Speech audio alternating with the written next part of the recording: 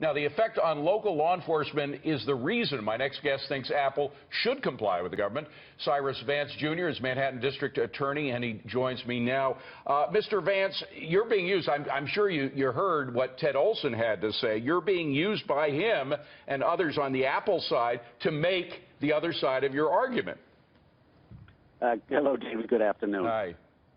David, I'm not upset that they're referencing our situation, because I think the American people need to know that there are real and broad consequences following Apple's decision to engineer its phone to be incapable of being opened with a search warrant.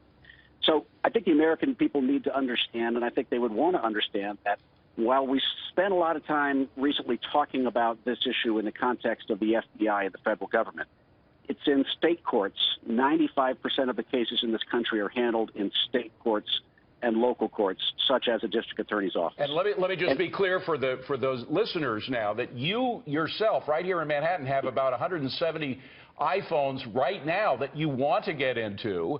I'm just wondering if the government is successful at forcing Apple to get into the San Bernardino phone, would that set a precedent for you and other prosecutors to get into the phones you have? I think each case is going to be judged on its own facts. I think certainly should the court affirm the ruling of the magistrate judge, that would be a precedent that would be relevant. But I think we really ought to step back, and I'm looking at this, I think, in actually a broader way. I don't think we're going to be able to solve this problem phone by phone, piece of litigation by piece of litigation. I think Congress has to step in here.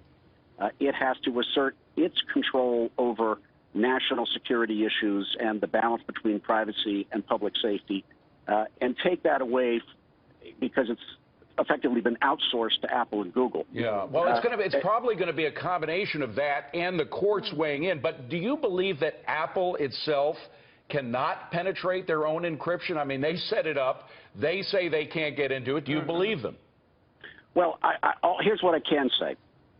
When they were operating under iOS 7, which immediately preceded iOS 8, and iOS 8 in September 2014 was their operating system, which they engineered so it could not be opened by the company.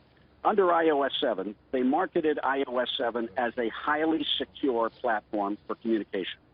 And under iOS 7, Apple also specifically referenced the importance it attached to being able to work with law enforcement to solve cases. So I think they are sending mixed messages, and but do you believe? I need a quick yes or no. Do you believe that Apple can get into this phone?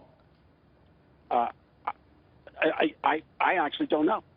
They've said they can't, and obviously one hopes to take them at their word. Right. It may be that they need to have that issue resolved by hearing. All right. Well, a lot of people aren't taking them by their word. But let me just one final quote from the late Justice Antonin Scalia and get your quick comment on it. There is nothing new in the realization that the Constitution sometimes insulates the criminality of a few in order to protect the privacy of us all. Of course, that's Apple's position. How do you respond? The Fourth Amendment is the bulwark in our Constitution on this issue. And the Fourth Amendment has always protected against unreasonable searches and seizures. The question that the courts and the Congress are going to have to ask is it unreasonable when so much of criminal evidence now resides on smartphones because they're being used by criminals to commit crimes and store information? Is it unreasonable for the government and courts to be able to access those devices when a court has determined there is probable cause, the evidence is there, and gives a warrant to enforce the order? I believe that's what the Constitution, that's the balance the Constitution is designed to have, and we'll see what happens over the next couple. It's a brave new world.